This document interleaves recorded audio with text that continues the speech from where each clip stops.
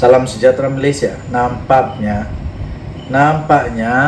pemimpin pembangkang belum selesai lagi. Malah semakin memanas sekarang ini, semakin berusaha untuk untuk memastikan mereka buat kerja dengan baiklah. Tapi jangan sampai memfitnah lah. Terbaru Samsul Iskandar telah membuat satu laporan polis kerana beliau mendakwa terdapat fitnah mahu cemar nama baik PMO. Ini dari Sinar Harian 6 Januari. Setiausaha politik kanan Perdana Menteri Datuk Seri Samsul Iskandar Muhammad Akin akan menghantar notis tuntutan kepada ahli jawatan kuasa penerangan Parti Pribumi Bersatu Malaysia Bersatu, yaitu Badrul Hisham Shaharin, berikutan kenyataan fitnah. Menurut Datuk Seri Samsul Iskandar, itu adalah fitnah. Habislah kalau ini betul-betul fitnah, kena saman lagi memang Papa Kedana lah Bersatu. Papa Kedana lah orang-orang Bersatu kali ini. Mungkin Bersatu tak Papa Kedana lah. Yalah, macam mana mau Papa Kedana lagi, memang dah sudah kena buku account. Sekarang Badrul Hisham Shaharin pula dikatakan telah memfitnah. Jadi kenyataan daripada ahli jawatan kuasa penerangan Parti Pribumi Bersatu Malaysia atau Bersatu, Badrul Hisham Shaharin, berikutan kenyataan fitnah. Kononnya pejabat Perdana Menteri PMO sudah menjadi lubuk korupsi. Excuse me. Pejabat Perdana Menteri sekarang adalah lubuk mencari orang yang korupsi. Itu yang betul. Habislah. Banyaklah manusia sekarang meroyan. Apa tidaknya ramai yang bakal kena. Menurutnya, hantaran yang dibuat oleh seteru politiknya itu langsung tidak berasas, berniat jahat dan mahu mencemarkan nama baik PMO. Beliau berkata hantaran Facebook oleh seorang pengguna aplikasi Facebook yang dimuat naik pada 5 Januari dengan ketetapan akses kepada umum sangat tidak bertanggungjawab, malah tidak disokong dengan sebarang bukti. Jadi dia berkata, saya menafikan sekeras-kerasnya tuduhan dan tumahan jahat yang telah dibuat ke atas diri saja dan pejabat Perdana Menteri.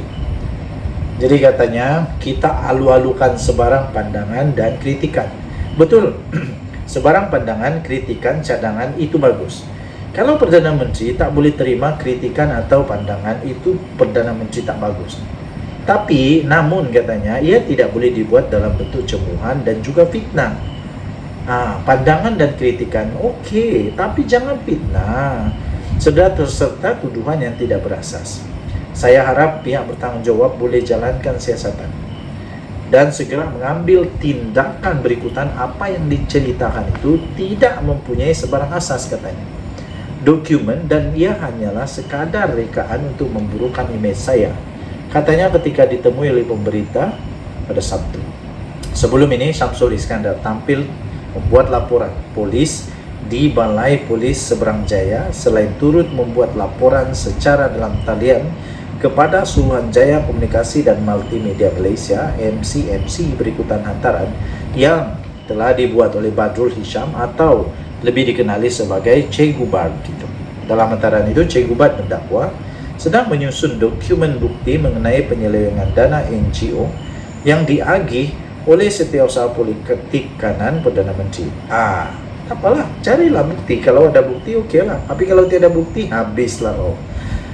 Kalau ada bukti, saya setuju. Okey, buat laporan polis, buat laporan SPRM, buatlah segala-gala yang perlu. Kalau ada bukti. Tapi kalau tak ada bukti, habislah, checkmate. Beliau mendakwa Samsul Iskandar melalui staf dan proksinya telah menyusun rakan-rakan politik mereka untuk agih dana bantuan NGO termasuk agihan bakul makanan serta sebagainya, katanya. Cari bukti. Jelasnya semua penyelewengan itu akan didedahkan pada 8 Januari depan, termasuk menyerahkan segala bukti kepada pihak berkuasa. Terbaik, kita tunggulah 8 hari bulan. Susuran antara yang dibuat oleh Cikgu Badi itu, Samsul Iskandar berkata, beliau mahu pihak polis dan SKNM mengambil tindakan tegas terhadap individu terbabit berikutan proksi yang dibuat. Katanya, kalau ada bukti sila kemukakan pada pihak yang mempunyai kuasa.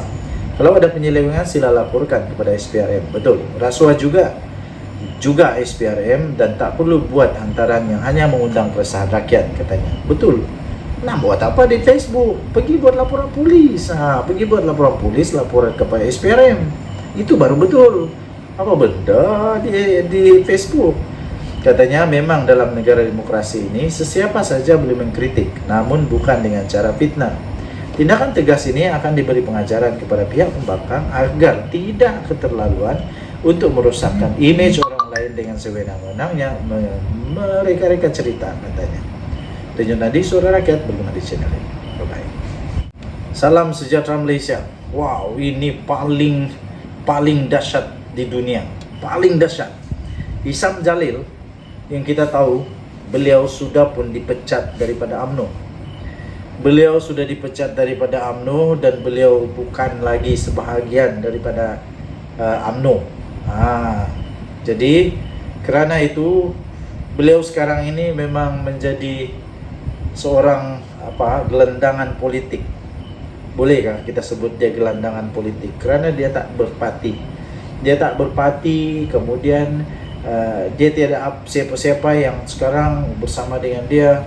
Dengan PN pun bukan, dengan kerajaan pun bukan. Jadi dia jadi gelandangan politik.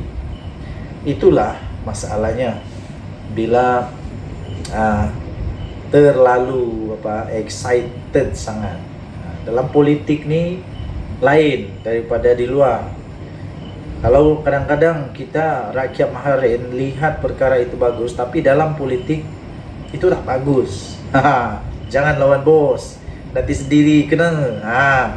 Tapi terbaru ini daripada utusan Malaysia paling mengejutkan. Peguam negara mohon Isham Jalil dipenjara atau denda. Apa cerita? Apa kena? Ini memang habis. Checkmate lah Isham Jalil kali ini. Peguam negara telah pun mengemukakan permohonan secara ex parte sebelah pihak agar bekas Ketua Penerangan UMNO Isham Jalil dikenakan tindakan sama ada di penjara atau didenda kerana menghina mahkamah. Banyak-banyak perkara di Malaysia ini, perkara-perkara yang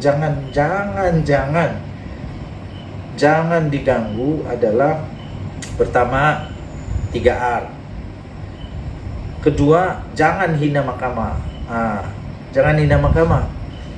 Sebab mahkamah adalah harapan negara untuk menegakkan keadilan. Tapi kalau sudah menghina mahkamah, harus diberi pengajaran lah. Haruslah diberi pengajaran. Jadi peguam negara telah mengemukakan permohonan secara ex parte agar bekas Ketua Penerangan UMNO Isham Jalil dikenakan tindakan sama ada di penjara atau didenda kerana menghina mahkamah.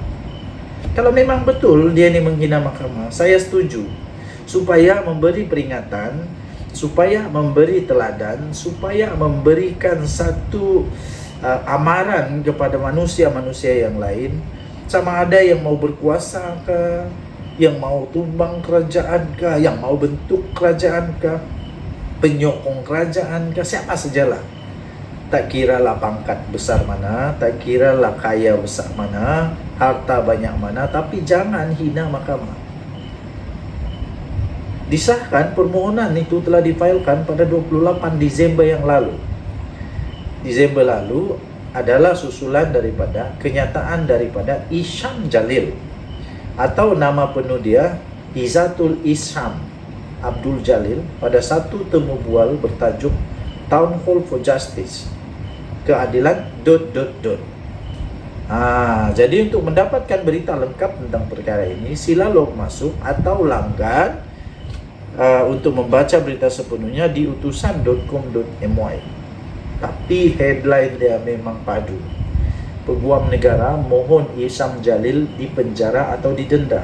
Dan ini bukan cakap-cakap bukan cakap-cakap semata-mata, Tapi permohonan itu sudah difailkan pada 28 Desember yang lalu. Susulan daripada kenyataan Hisham Jalil yang dikatakan menghina mahkamah. Apa boleh buat?